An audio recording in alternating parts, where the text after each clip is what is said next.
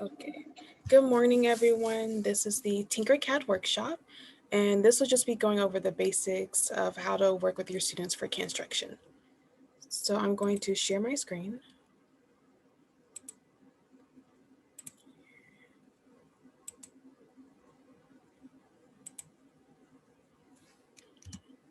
So here is a quick rundown.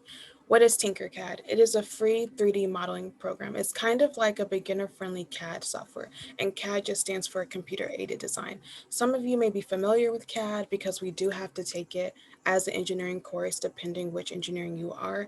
I know for sure that mechanical and civil takes like two different versions of it. And it can be found in any of the search engines that you use. So Google Chrome, GoDuckGo, Bing, all of them.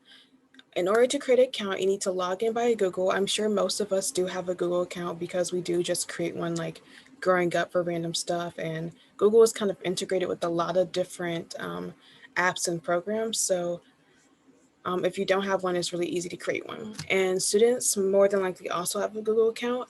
And one student can like create a project and share it with the rest of the students by emailing it to them, and they can all be in the same workspace working at the same time.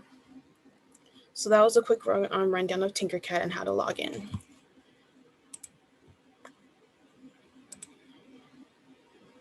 Now I'm going to share my screen to go over the basics of TinkerCAD. So when you first log in, you will get like a workspace like this where you can create projects. You can do 3D designs, circuits, code blocks, and then there's also different lessons right here. I'm really excited to see if we can do something in the future with these two right here, because I think they'll really expose the students to different stuff. But going back to the basics, I'm going to create a new design. And when you get into an empty space, you see your work plane. This is where you work everything out. This is your snap grid, which is how far the objects move from each other. And the bigger the number, the bigger the movement, if that makes sense. This is how you change like the view of your work plane. I apologize ahead of time. My laptop is kind of laggy sometimes, so I hope that's not um, going to be an issue today, but yeah. So I'll first start by using this box. I'm going to place this box. You can zoom in by using your mouse or the trackpad. So this is how you make it bigger. You can make it smaller. You can make it taller. You can also move it up from the work plane. And I will show how that's convenient in a couple of seconds. You can make it below the work plane. However, I don't do that very much because I'm never working below the work plane. So let's say I wanted to group two objects together. I want to combine something. I want to make this into something else than just a box. So let's say I wanted to make this a house. I will make this a lot bigger to kind of match the size. I will move it up and over, make it a little taller too. And I will move it down. And as you can see, they look connected, and they actually are connected. Typically, if it looks like there's like space that's kind of awkward, that's like too much space going on, you would just simply adjust the snap grid. So I will select this right here and I will group them. This way they're one object, I can move them together. But look, the colors changed. So if I want it to be two separate colors, I will go right here, solid, make it multicolor, and that way it is back to two separate colors. And if I'm going too fast, please let me know so I can slow down or re-explain something. And so that's how you just group two colors together. So I'm gonna go ahead and delete this from my workspace. And I'm gonna go over how to create a hole in an object.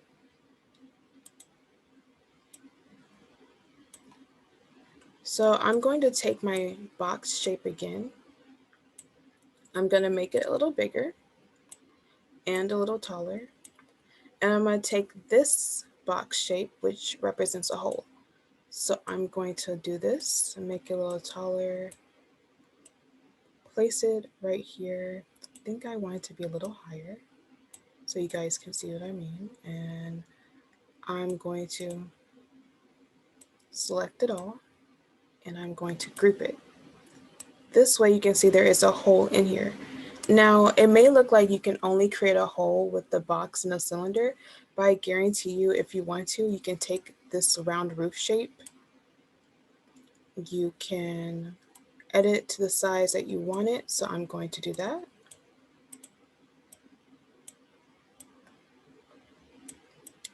And I'm going to click hole right here. That means it is no longer a solid and it can go into any object that I want it to go into. And I'm going to select it all, group it. Oops.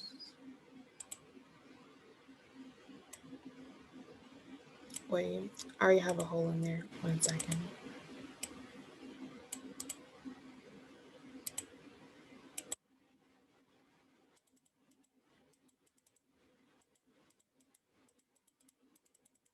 Okay, I am going to show you with the round roof that you can turn any object into a hole. So I'm going to make it bigger again. I'm going to make it a little wider. And I'm going to select hole. I'm going to shove it right here and I am going to select it all. And as you can see, it made like an arch indent into the box. And that's how you can create any shape you want into a hole. So I'm going to run through how to build something. I'm going to probably just build a bridge because that is something I recently did. And it's really simple. And if you want to play around, this is just an activity you can do in your free time as well. So I'm going to take this box right here. And I'm going to make it wider or longer. And then stretch it out a bit and taller. So here is my basic bridge design. But now I'm going to take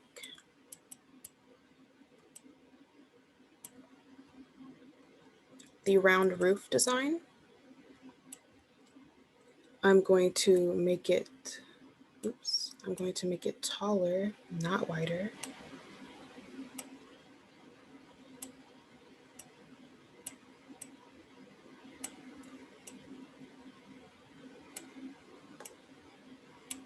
I'm gonna make it longer so it's easier for me. I'm gonna place it right here. So yeah, it needs to be longer.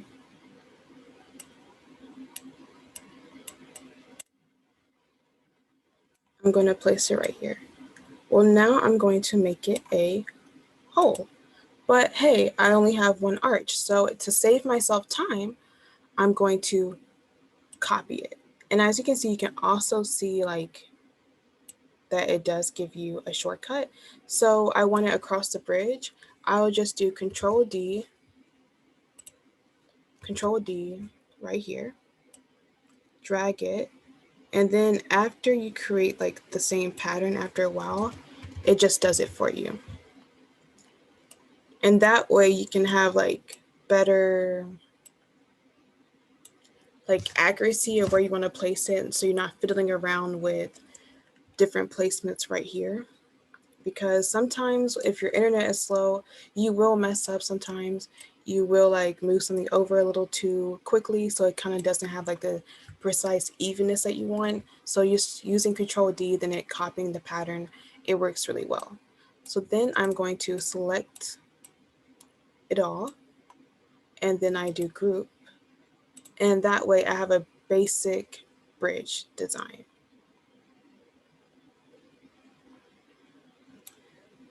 Now, there are other shapes. So there are like text and numbers.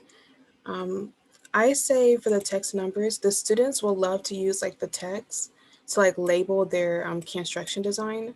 So I definitely suggest using that. For characters, if I wanted to, I can put a little astrobot on top of my bridge. Oh,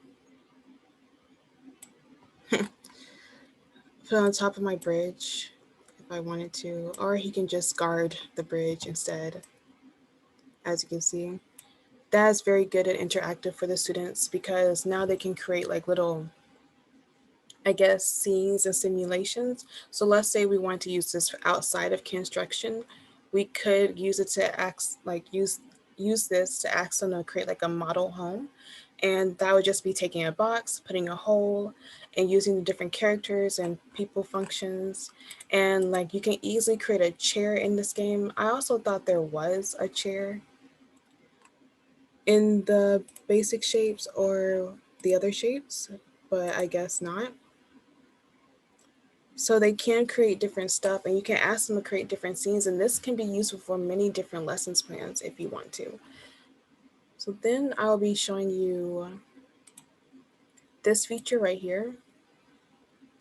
It is like the Minecraft kind of feature. It's called blocks, and you can change the colors, and these are like the different materials that it is. I wouldn't want to walk on a bridge made of pumpkins, but it is here. And also right here, it is the Lego version of it. And I think these are very fun and very cool to look at because with the construction, when once they build their model with the cans, they can see what it looks like in different modes. So for construction, I guarantee you'll be using the cylinder a lot. And the best way to do that is create the size that you think will be accurate for your can after you get like a design. And for each color that you do, the fastest the fastest way to go about it is to just do this, copy it, drag it, and then continue to control D. And that way you're kind of saving time with the students as well. And then to change color, you just go through that same process so you can have a set amount of cans. Now I see Sonal just came in, and I do have time to like run back through and go through this again if that's okay with everyone. So I'm gonna stop my share. So basically, first, so now I'm gonna show this PowerPoint one more time. TinkerCAD is just a free, 100% free modeling program that anyone can use. It is a beginner-friendly CAD software, and it can be found on any search engine that you use. The way you create an account is through your Google account, and that's how you also can just log in and your stuff will always be saved. Like on my old Google account, I found stuff from 6 years ago when I was like in a camp. Like it will still be there forever. And students can be logged into the same project, like same workspace, and work at the same time. So I will run through the basics for you right quick. So this is your workspace right here. This is where you do all your building, crafting, picture shapes. Um, this is your snap grid. This is how how far you can move the objects from each other, and the bigger the number, the bigger the movement. This is how you can like move it, make it bigger, taller, move it up from the work plane, move it down. This is how you can create a hole in an object, and any object can be a hole. It gives you the option right here. So if I wanted to change this to a normal solid shape, I can. But in every object can do that. Okay, right here, bigger. I just want to create a random hole in here. All I have to do is select it and then group it. And as you can see, it cut it in half. So that's how you create a hole. Also, I want to show you guys one more thing that I believe will be beneficial when it comes to work plane, because you don't always want to like drag it up. You can actually move the work plane into a different space. So like let's say I want to put it on top of here. This way it is easier for me to build on top of a different object. And it's not me like guessing where to drag my objects above and making sure like constantly having to make sure it's touching, because now it would just automatically be right there because the work plane is right there. And that's really helpful if you're doing a lot of intricate stuff, because I know for sure when I was like first creating like a bridge in the past summer for G, I literally hated always having to like make sure this was in the proper place, because it was kind of frustrating to always zoom in, especially like when the internet is not good. So I definitely suggest for this construction thing, use moving the work plane to make it easier on the students so they won't get as frustrated when they're like stacking the cans. And if you want to put it back, you just put it back right there like that. And as you can see, they're together. And if I want to select them, this is how I can group them. And now they're all the same color, but as I explained earlier, you just touch it, go right here, solid, and make it multicolor, and that way it will be like back to its individual color. Also, so now I showed like the different modes of TinkerCAD. So like this would be kind of like a Minecraft mode that the students can look at their design in. This would be the Lego mode, and I believe the Lego mode is used for like 3D printing, and a lot of people do create different objects in TinkerCAD and then just go ahead and 3D print it. So I believe I went through the basics. Does anyone have any questions?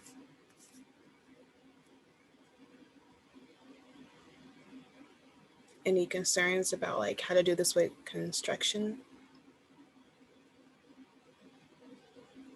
Okay, so I guess that's the end of my presentation. I'm gonna stop recording.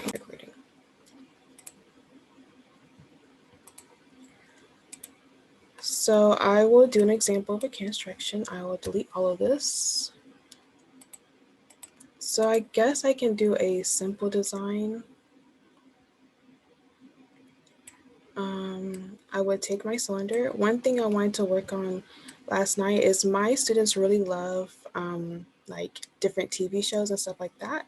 So I was going to, as an example, create this thing from Naruto that I know they will really enjoy and love. And I know it get them interested.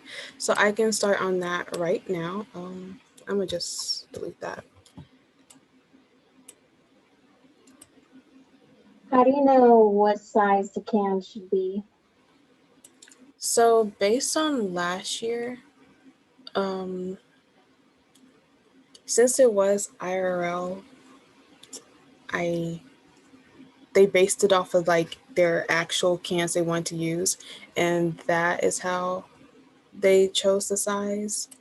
I will have to look at the rules to see if there's like a guideline about what size the can should be in TinkerCAD, since this is all virtual. But last year it was based off the real can they wanted to use, and they just put that in TinkerCAD. So we're gonna have to build whatever they design, so it's gonna need to be based off the real can. Okay, yes, ma'am. So would you recommend them looking up can sizes online, or would you recommend going to the store and measuring cans, or what do you think they should do? I think it's best like if they're able to go in a store and measure the can, because that's what I did last year. I went into the store and I got the cans for my school, and I showed them, okay, this is the size, these are like the dimensions, convert that for TinkerCAD. But due to COVID, if they can find the correct dimensions online, I would suggest try that if they're not comfortable with going in a store. But the store would kind of be the best option, especially since like you're doing like multicolored cans, right? Mm-hmm. There is a standard can size, but sometimes you use like a different size can or a different type of can. And I know for a fact that my cans last year were like two different sizes. Yeah. So it is kind of best to go in the store, but it's all based on like the individual person's like how comfortable they are with it. Okay. Maybe like the teachers can go and measure the cans for the students. I think that would be best. Yes, ma'am. So this kind of looks like a standard can size. It's a little tall, so I will make it shorter. And I'm going to make it the color So I would just take it, copy it, drag the other can beside it, and then now I can take Control D and create a bunch. So let's say I'll just do like for the sake of this um, tutorial, I will just like create a smiley face right now. So I'm gonna create a smiley face.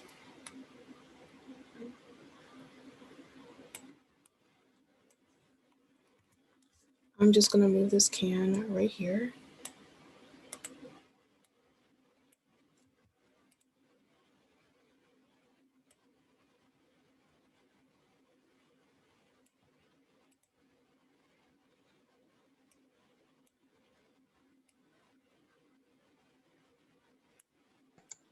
So when you're moving the can, you don't want to click on the gray squares? You don't, because it will like edit the shape, and that's kind of like frustrating at times. Kind of Okay. having like to click like delete or like go back, and that does take up time. And I know I only have like an hour with my students, Mm-hmm. so me always having to like constantly go back does take up a little time with them. So it's just best to go a little slowly, which can be aggravating at times. But just to be safe, I just say move slowly so you don't have to put in extra time in the back end. So let's see how this smiley face, and then the other cans will be filled up with yellow. So I'm gonna copy this can right here.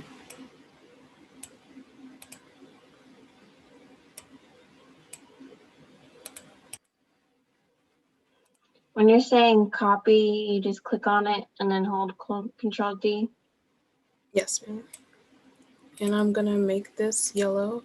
And typically I would like, fill this in because, the standard smiley face that you typically see that's like very well known is like yellow and black. So it would be like, first I should have created a circle out of the cans, but for the sake of time, I probably won't do that right now. So,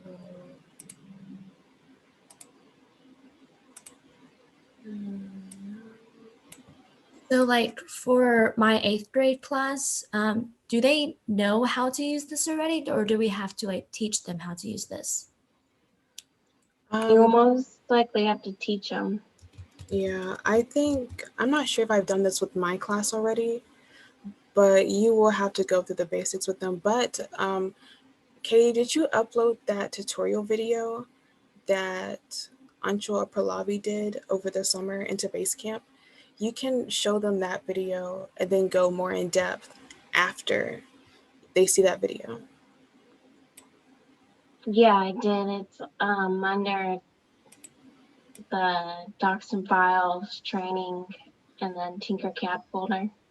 Okay, so that's the video I've used in the past, like with the green dot thing, the green dot assignment that I had. I would show that video, and then I would show what I created because we were just doing the TinkerCAD Bridge project, and I think they understood it by going back and seeing that. And since we also recorded and put it on YouTube, they can also like go back and see it.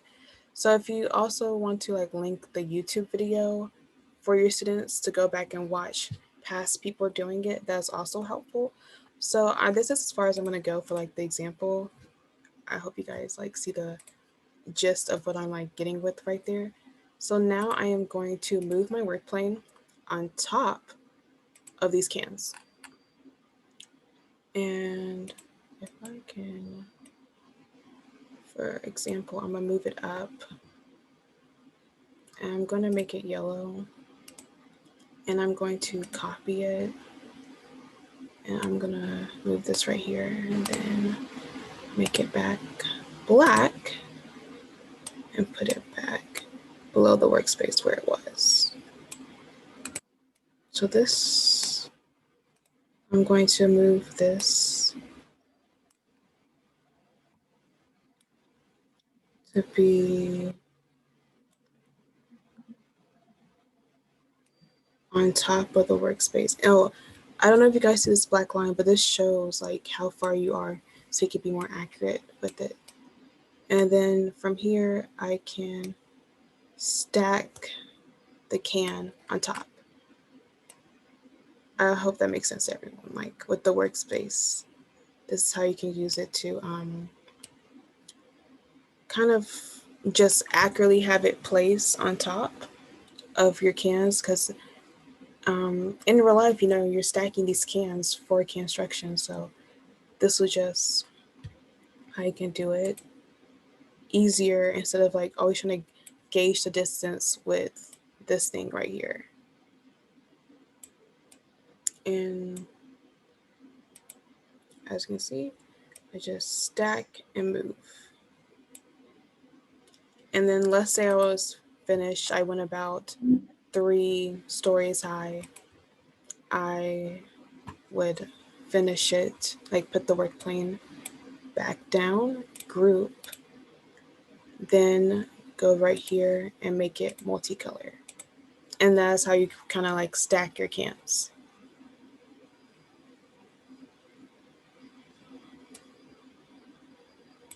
Did everyone?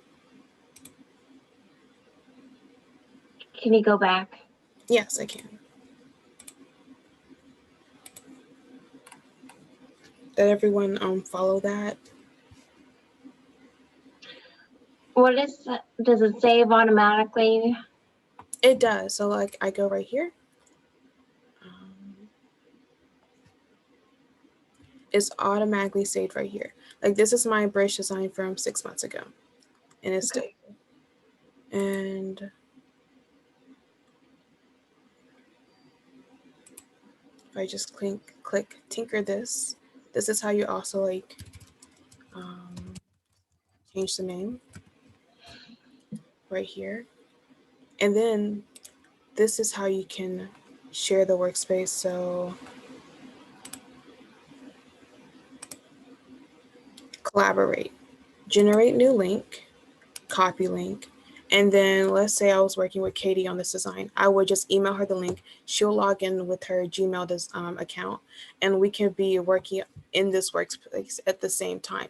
And this way, the students can still get a kind of for a physical in classroom feeling while working together. Because back in when we like pre-COVID, they did work next to each other on the same account. So this way they can be on Zoom together, working in the same account in their breakout rooms.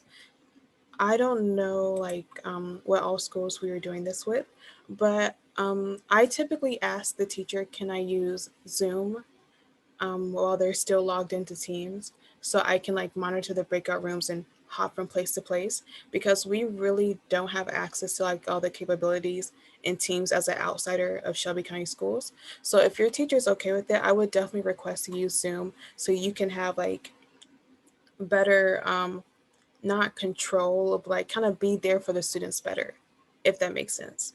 Because in the breakout rooms or teams, you have to wait for the teacher to move you or get you in, and that's just kind of slow and takes time. And you want to be able to be there for the students.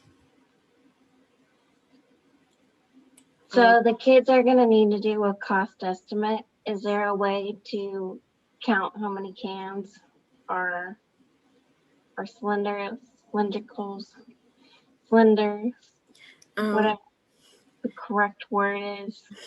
in the How past, many they are in the drawing? yes, ma'am. In the past, I don't know how to like just group and see how many. But in the past, the students kind of just kept up with it along the way. So like their first bottom row, they'll count how many cans there are and just go from there. And that way it kind of saves some math in the back end. And they count like how many like of each color they would need. So like right here I have 6 black cans. Okay. I just know the second and third levels will only need 6 more black cans, and that would be how I get my cost estimate. And you can actually kind of get that on the internet as well. Like you just go to Walmart, Kroger, your preferred grocery website, and you'll get the cost online, and that's how you can get your cost estimate. But also the teachers can go ahead and go in when they're measuring, get the cost estimate, and just multiply it. Cool. Yes. Is there, I can't see you guys, but is there anything else that you might need to, wait, I think I see you guys right here.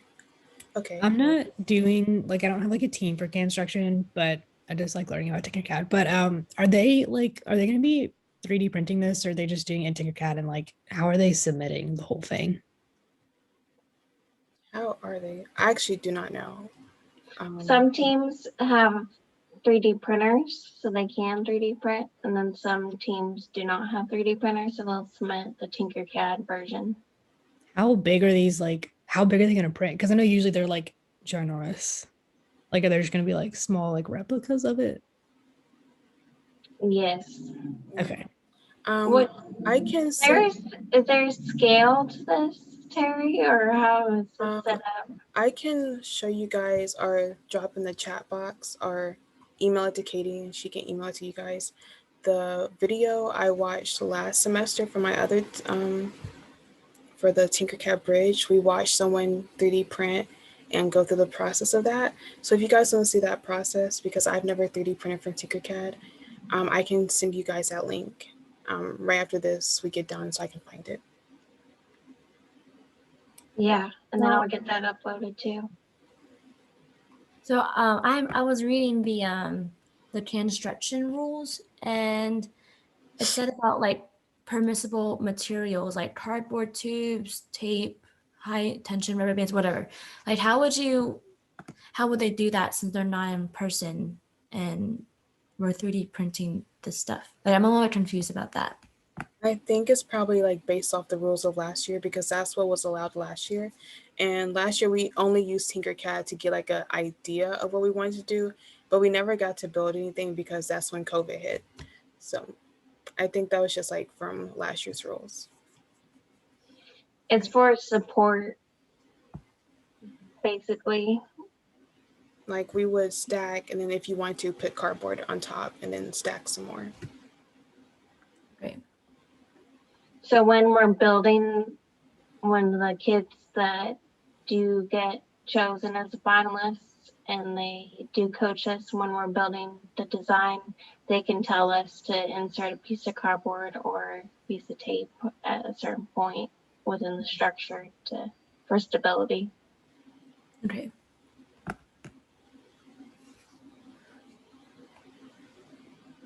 Does this have a max amount of levels that it can go? Not that I know of. I'm sure it's like infinite in a sense. Like you can keep going. I've seen people create really infinite, like not infinite, intricate stuff in TinkerCAD. In my free time, I do like watch like different videos of what people build, and someone recreated like this really nice Japanese bridge, and it looks so good, and they 3D printed it. And I want to say, I'm pulling up the rules. Do you want to share your screen with the rules? I can make you host. Okay.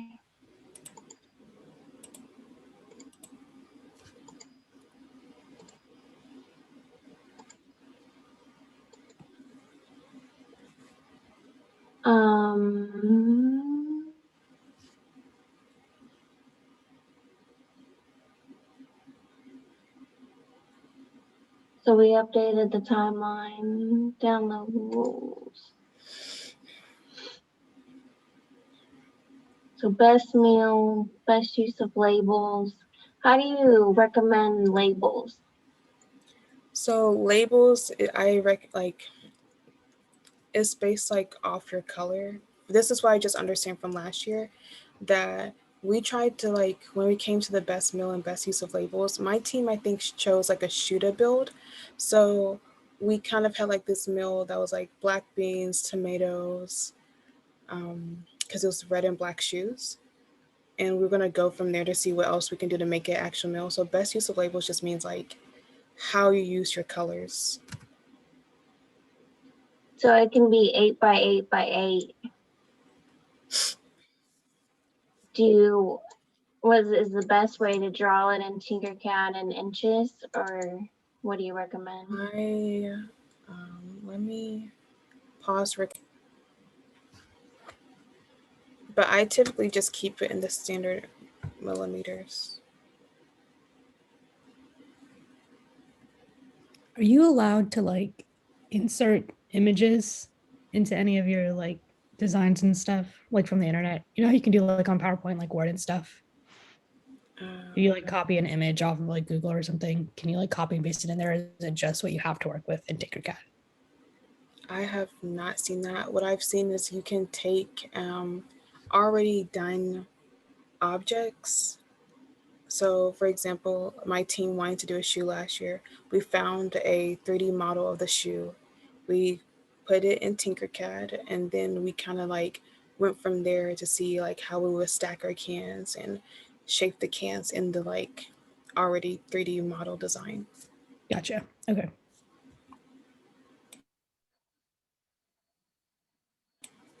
Are there any more questions?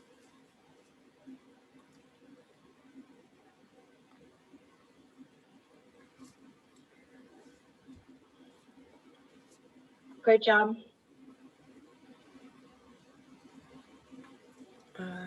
So I will stop recording and I will make sure to email you this immediately afterwards.